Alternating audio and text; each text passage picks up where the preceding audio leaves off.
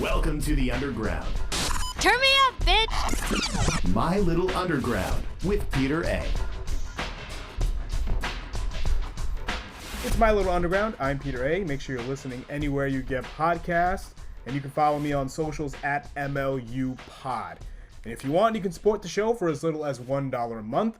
The link is in the description and over at peteraradio.com. Speaking of peteraradio.com, my website, there's a great interview up there with the great DJ Sabrina, the teenage DJ.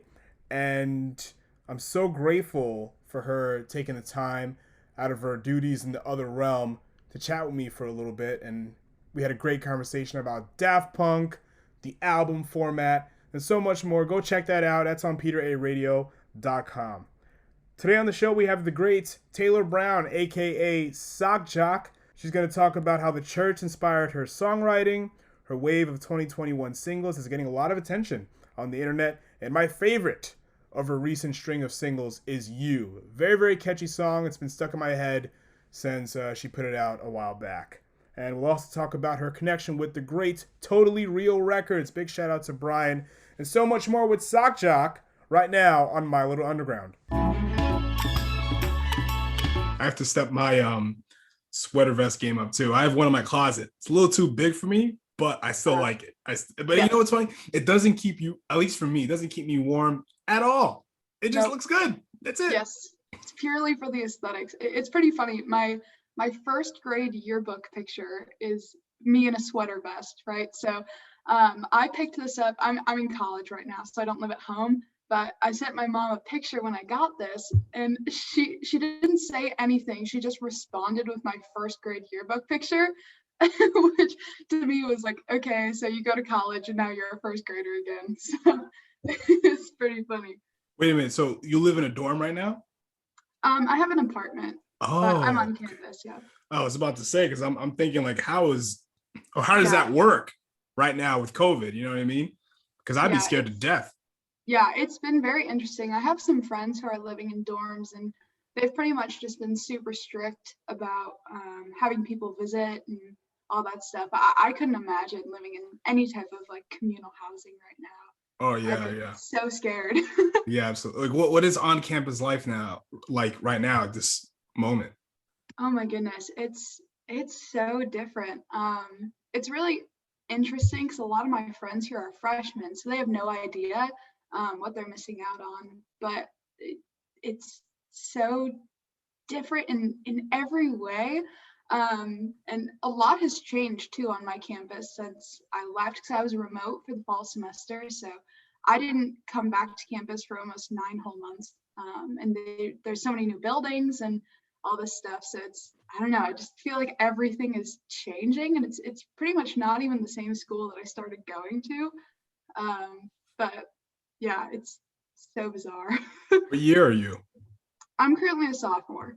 Oh, you're a sophomore. Okay. Yes. All right, cool. So like when you started, it was probably like, what's like you started school like when COVID was just wow. So, oh my God, like what were you thinking when it first broke out? Like, oh my God, what am I going to do for the rest of my life? Will I survive? You know what I mean? Yeah, it was really interesting because I remember thinking that everything was going to be normal. So it started off with our school sending us an email saying, hey, we're going to do like a 2-week quarantine after spring break.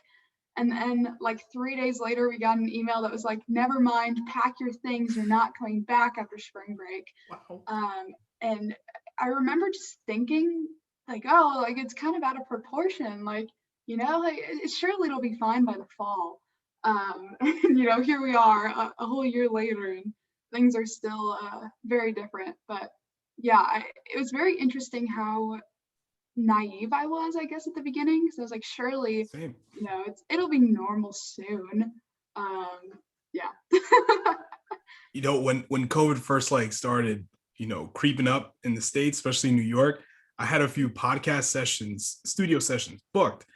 And I knew I was like, listen, I gotta cancel these. And even so, like my guests hit me, I'm like, dude, I can't do it. And I'm like, yo, for real, like I know that's fine. Yeah. So, and it was really weird. So, are you going to school? Are you going to actual class? Really? Okay. So, how is that? What is that like? It's very different. So we're still upholding like social distancing and masks, and classes have been very de-sized to be safer. So it's like smaller classes in much bigger rooms. So and no one really trusts each other anymore. So you can't just be like, I wouldn't oh, either. like, yeah, so you can't just like sit next to someone and be like, oh, hey, like my name's Taylor, like it's nice to meet you, and like make friends. You like try to sit as far away from people as you can.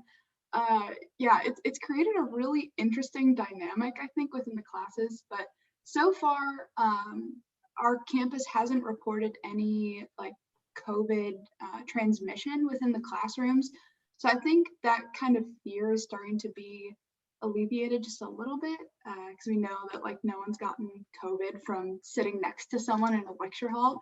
But it's still really interesting because you never know if the person sitting next to you is the type of person who's gonna, go party on the weekends or, things like that. Because that's what I was hearing on the news. A lot of these college campuses were partying, and that scared me because I'm like, oh no, this is gonna be bad. But I haven't heard anything crazy regarding college parties or anything like that. Are you vaccinated? Is your state? Okay. Yeah, I got my first dose, not this past Monday, but the Monday before. And then I'm scheduled to get my second dose on the 26th. So I'll be fully vaccinated before I go home for the summer, which is nice. Let's go. It's one of the few perks of being in Indiana is no one wants to get vaccinated here. Yeah. So we were able to get vaccinated super quick. What's your home state? Indiana or Illinois? Good question. Yeah. So I'm originally from the suburbs of Chicago. Lived there pretty much my whole life. I go to college here in Indiana. I go to Purdue. But literally as soon as I came to college, my parents up and moved to North Carolina. Wow. So that's where I spent pretty much all of 2020. But I still consider Illinois my home because that's where I grew up. That's where all my friends are. So what is this home you're going to this summer? North Carolina or?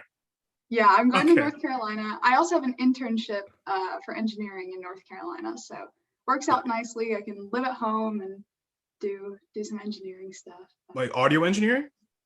No, I'm a mechanical engineering major. So okay. Yeah, so finally get to get some hands-on experience with that. What does that entail? So my internship this summer, I'm working in the trucking industry. So I'll be working to kind of help redesign parts that probably function the right way, but are really hard to work on as a technician.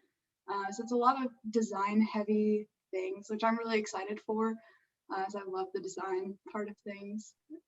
Oh yeah, especially as a creative person yourself. Yeah. So that really helps. For sure. So being from the Chicago suburbs, what are some of your favorite artists to come through that area? Because I like a lot of people from Chicago. Yes. That's a whole nother show we could do. Yeah, for sure. I think it's really interesting because not only am I just from the Chicago suburbs, but I've had a lot of friends who, upon graduating from my high school, have moved up to the city and started their own acts and gotten pretty far. I went to high school. I don't know if you've ever heard of Girl K, band from Chicago, but I went to high school with Kathy, who's the leading lady of that band, which is pretty cool. Obviously, the first one that comes to mind is Beach Bunny. Huge fan of their work. They're from Chicago? Yeah, they're from cool. Chicago. It's pretty cool. And I believe Slow Pulp is also from Chicago. So I didn't know that. Yeah, they're a great band. Obviously, there's huge name acts as well that come from the area, but it's really cool because there's so many small theaters and places that you can just go on a Friday night and see bands that years down the road, they have like 1 million monthly listeners on Spotify, and you're like, oh my goodness, like this is a band that I just saw with my friends because we just happened to be in the city. It's really cool. You like Rap Boys? Yes, I do. Yeah.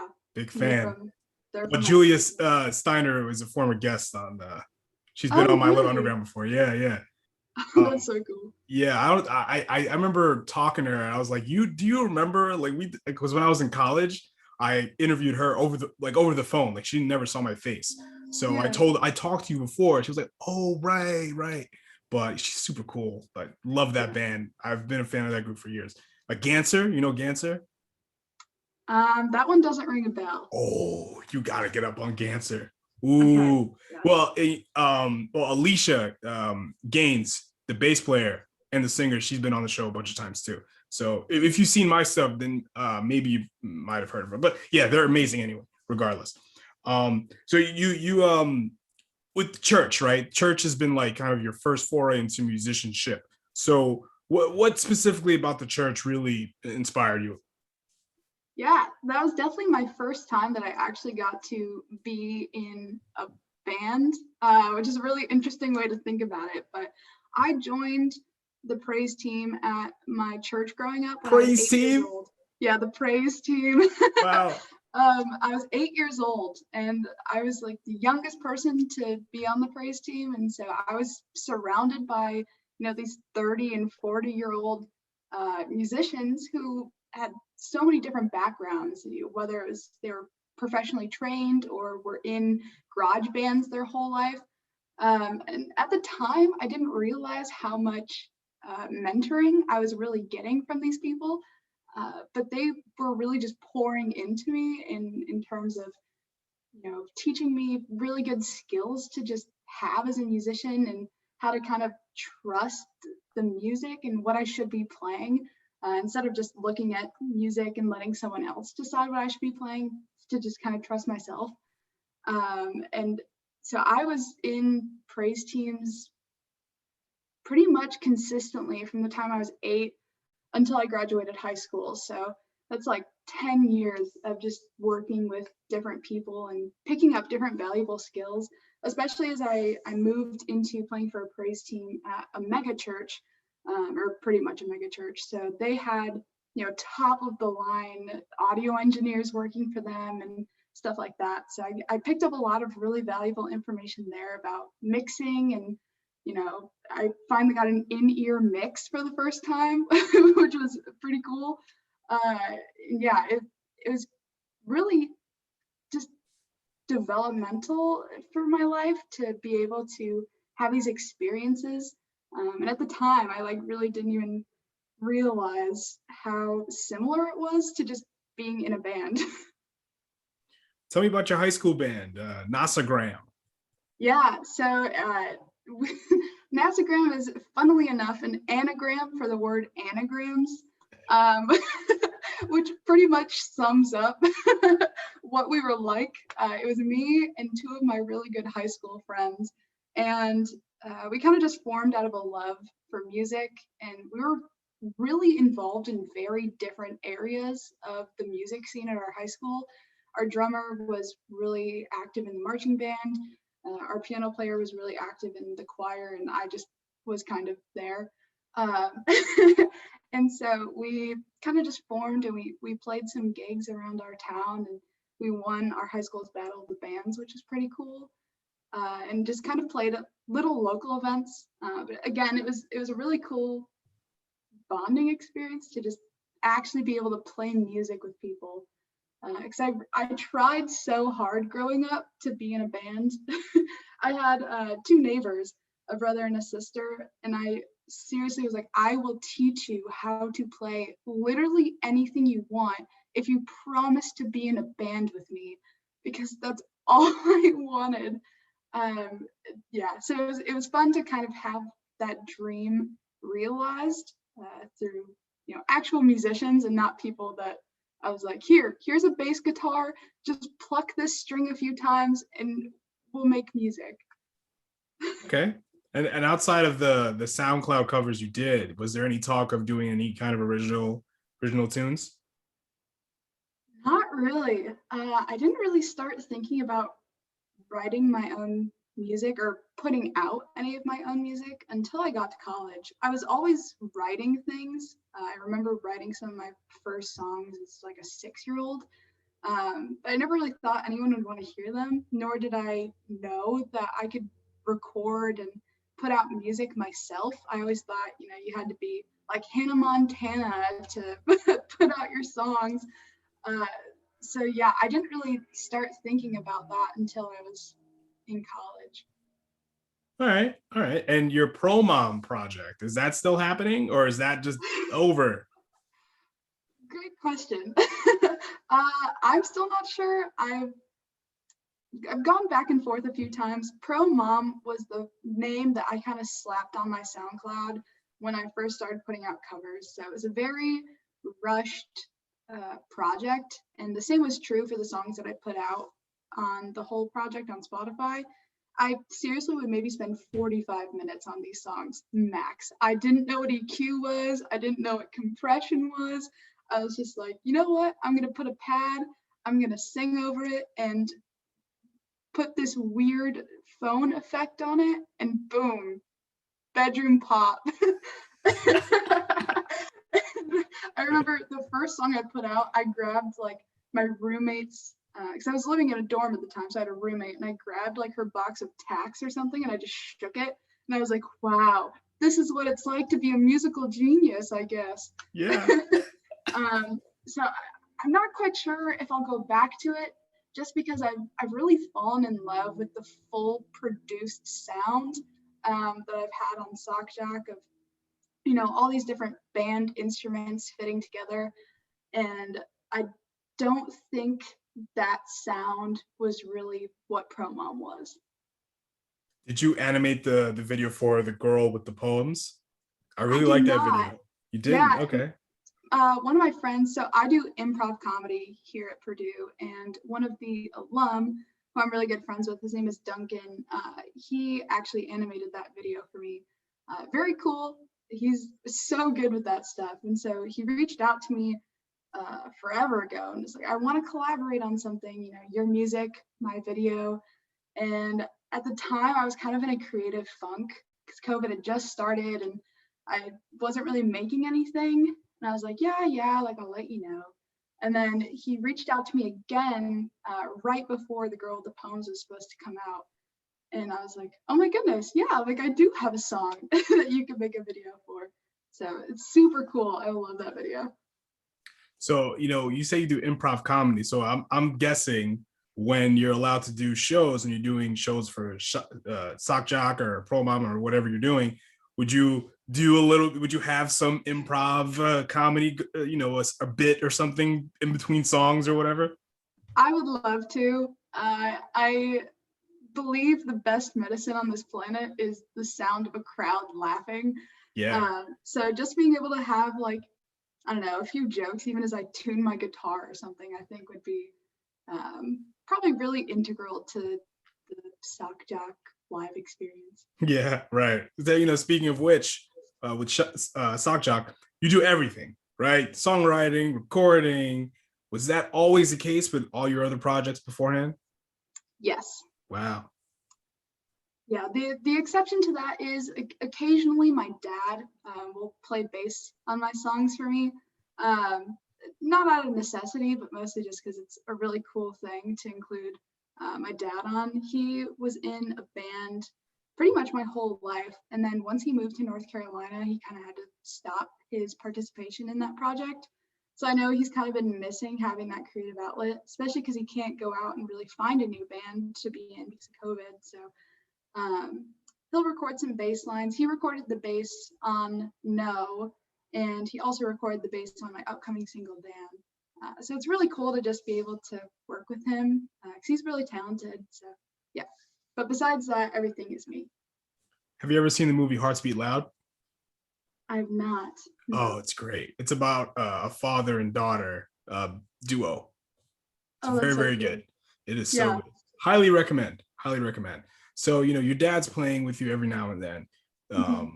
That's kind of like almost the seed of what a band is. So do you ever see yourself in a band situation? Because Sock Jock right now is just you, But then there's like Foo Fighters, right? Which is Dave Grohl, but then there's Dave Grohl and Company. Queens of the Yep. Stone Age, Josh Homme, and now it's Josh Homme and them.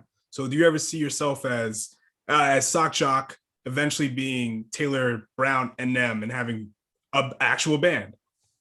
I would love to. I think playing music with friends is one of the best experiences you can have in your life. So I would love for Sock Jock to be kind of a more communal project. I do like having all of the studio stuff kind of being done by me, just because I'm kind of really picky and kind of control freak over my music that goes out. But I would love to have shows be, with a full band and being able to kind of share my music, not only with my bandmates, but then also with, other people. So walk me through your setup. So what kind of DAWs do you use, if you use one at all? The kind of instrumentation that you're having outside of your dad playing bass? Yeah, so it's very different now that I'm at school. So I'll kind of walk you through what I've been using since I've been here. I have a Moto M2 here at school. So it's just a little 2-channel interface. And I do use Pro Tools. I tried using Logic when I came to school because I got it for a really good price being a student, but I did not like it. And I've been using Pro Tools back at home. So I decided to finally just give in and get Pro Tools. So are you Pro Tools certified? Do you have the dongle? I do not know. Oh, okay. Aren't you like you can use Pro Tools without that? Because I was always okay. All right, I never knew that. I think it's because I didn't get like the full pro license. I got like the yearly subscription one. So I figured once I graduate, I can just use either what I have at home or get a better setup and get full Pro Tools on that. Cool. So I think that's probably why. So I think I do have one of those at home. But then I use my Fender Telecaster for all of the guitar parts you hear. She's my love and my life. And then I have a pretty cheap microphone here at school. At home I use a Shure SM57. Ooh, beautiful stuff. Yes, those are so good. I also have a Shure SM7B that I use for microphones as well, which is great. It's beautiful. And that's pretty much my whole setup here, which is very different from what I have at home. At home, my dad is also really into, music production and such. So he's been working on our home studio probably for like the last 10 years.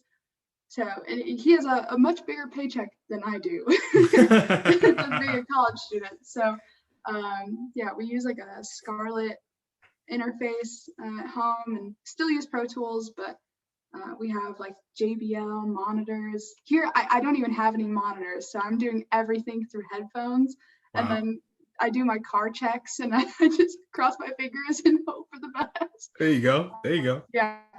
Yeah, so it's very different here, but I think I've found a way to make it work. All right, my setup, I have a Blue Yeti microphone, Blue Yeti USB, goes right into Audacity. That's it. Yep. That's it. Yeah. All I do. I used to do it in the studio, but I like the remote setup, and I like not having people. I want to be able to do it myself. Like being in the studio was cool. I'm open to doing that again, but I love doing, things remotely and just keeping it very, very simple, especially with music, you keep it simple. It doesn't matter, who's behind it, who's touching it, and how many cooks are in the kitchen. As long as your output is good and then you're content with it, that's all that matters. Yeah, so, sure. I see that you tweet a lot of some of your streaming metrics, like your monthly listeners, almost every day, it seems. Are these things very important to you? Yes, they're both very important to me, as much as just kind of mind-blowing. Sock Jock, when I started this project, actually was just supposed to be a joke. It was supposed to be a place where I could upload funny songs that were kind of outtakes from things that I would ever actually put on the internet. But with being in quarantine, I wanted to have kind of a new creative outlet. And so the fact that it's become something that people that I don't even know and have no obligation to like my music actually listen to is so mind-blowing. So anytime I beat my record of monthly listeners, I kind of feel the need to tweet about it because it's just so, but I'm so grateful, and I never want to get to a point where I'm not grateful for how far I've come in this project. Because even just thinking back a year ago, if you would have told me that nearly 500 people would listen to my music every month, it would blow my mind. And I never want to get to a point where I think like, oh, I'm at like 600 monthly listeners, but it's not that big of a deal. For me, it's always going to be a big deal. What about Bandcamp downloads? Do you care about those? Or are you paying attention to that? Yeah, I definitely do care about those a ton. I check my Bandcamp metrics though a lot less than I check the Spotify ones, just because I think for me personally, having the Spotify for Artists app is super intuitive, and I'm able to just like check it every day at 11 in the morning. And whereas with Bandcamp, I get like emails when people purchase my music, so I don't really check those as often. I probably should put a lot more effort into my Bandcamp, but I feel like it's easy to kind of get focused on streaming numbers. It's definitely like a much higher, I don't want to say return, but like it changes more often than I think the Bandcamp metrics do, at least on my side. Okay, all right. So how'd you get to know Brian of Totally Real, who's been on the show before? Yeah, it's a very interesting story. So Okay. I was on Twitter and I stumbled across We Are Joiner's Twitter account, who is one of the artists on Totally Real Records. And I checked out their Bandcamp because I was kind of just looking to support some newer artists. I think that's probably been the best thing about Jock, because it's really encouraged me to support other artists on platforms like Bandcamp that I know I appreciate as a small artist. So I was listening to their music and I bought a track off of Clients and Carriers, which is their most recent album from Totally Real Records. And then I got an email from Bandcamp that someone had purchased one of my tracks. And I was like, what? Like, I just bought a track. And I looked, and We Are Joiners had bought one of my tracks pretty much at the same time that I bought one of theirs. So I DM'd them on Twitter and I was like, hi, thank you so much for your support. Like, too funny that, we mentioned, or like we happened to buy each other's tracks at the same time. So we just started talking back and forth, and then, they were liking and commenting on some of my tweets. And then Totally Real Records started following me. And the day later, Brian started following me. And so then between the Totally Real Records, the We Are Joiners, and like Brian's personal account, we were having these huge Twitter threads just, talking about music. And yeah, it was really fun and a really cool way to meet everyone. And then before I knew it, like a ton of other artists from Totally Real Records were following me. I was like, oh my goodness, I might have made some friends. That's so cool. Yeah, I'm surprised you don't have a tape out yet. Well, I'm not sure how much I'm supposed to say, but that will not be the case for much longer. Okay, all right, that's cool. I ain't gonna yank your chain about that any further. That's fine. And knowing Brian, it's like, okay, I know he's got a lot of things in his kitchen that hasn't been served yet. So your new single's coming out April 30th. As when this comes out, that it'll be a week before the 30th. So what about this tune is different than your other tunes? Yeah, I feel like this track then is very much the way you hear it is the way it is. I feel like a lot of my other tracks are kind of packaged with, a little ribbon on the top, and they're very pretty, but if you open them and kind of start thinking about what the song is about, it becomes a lot darker than what it looks like.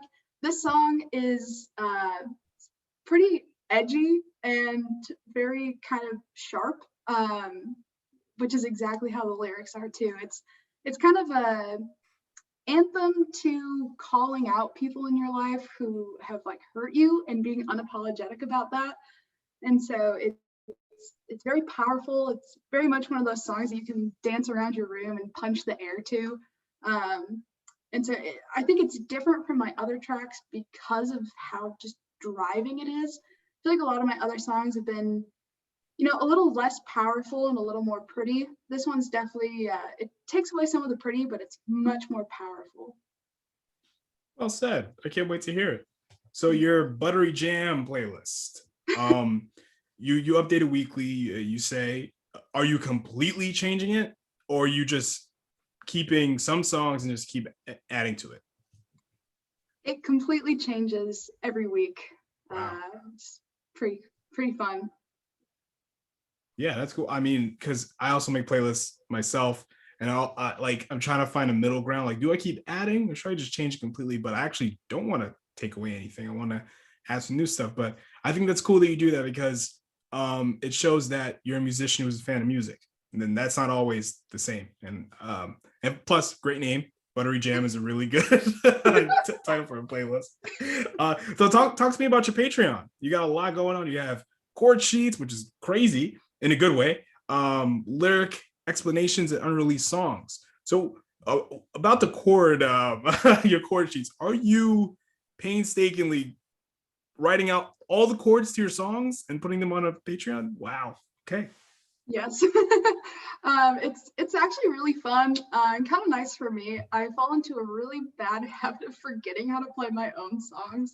So, especially because this is probably the wrong way to go about it, but a lot of my songwriting process, at least instrumentally, happens when I'm in the recording phase. So, I'll write a song. Usually I'll have the chord structure to it, but a lot of those lead lines and such are written as I'm producing the song. So I sometimes forget kind of how I played certain things.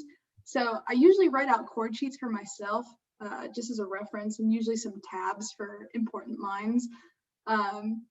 So it's not a ton of more work to just upload them to my Patreon, but yeah, it is a little painstaking, but it definitely pays off. And so I don't have to be like going through my voice memos like, how did I write this?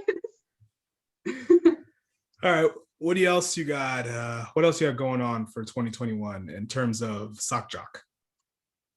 So I kind of hinted that before the end of this year, I won't say when, but I will finally have a tape out on Totally Real Records, which I'm incredibly excited for.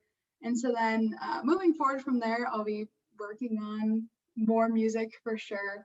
I hope to keep putting out music as frequently as I have been so far. I really like putting out a bunch of singles and being able to keep people fed with my music. And then I hope once things open up a little bit more to start moving into the live realm a bit, and hopefully getting a band together to play some shows, just kind of bring the Sock Jock experience to life.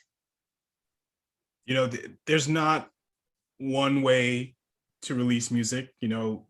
I was, talking with DJ Sabrina, the Teenage DJ, and she puts out, albums that are like way too long to be quote unquote albums, but it doesn't matter. The experience is interesting. So do you want to make a full album, or is just the single route your thing? And it's cool. There's no right answer. So I personally would love to have the opportunity to take time to fully write an album and make sure that every song is exactly like it has an exact place on that album. I talked about this with Brian when I first called him about being on the label, because he asked me about why I do the singles.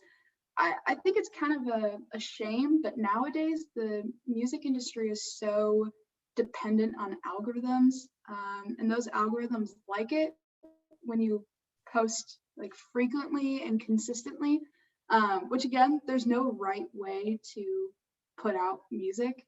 Some people put out singles and it works great for them, and some people put out albums and it works great for them. But I think just for me, I kind of like being able to put out singles and, kind of ride the wave of each single. 'Cause usually by the time that one of my singles starts to become old, I'm, working on releasing a new one. And just for me, I kind of like the way that is, but in a perfect world, I would love to someday have the opportunity to spend a whole year or so working on a full album and then release it. So I don't know. For now, I'll keep doing singles, but that might change. Okay. All right. So, plug away.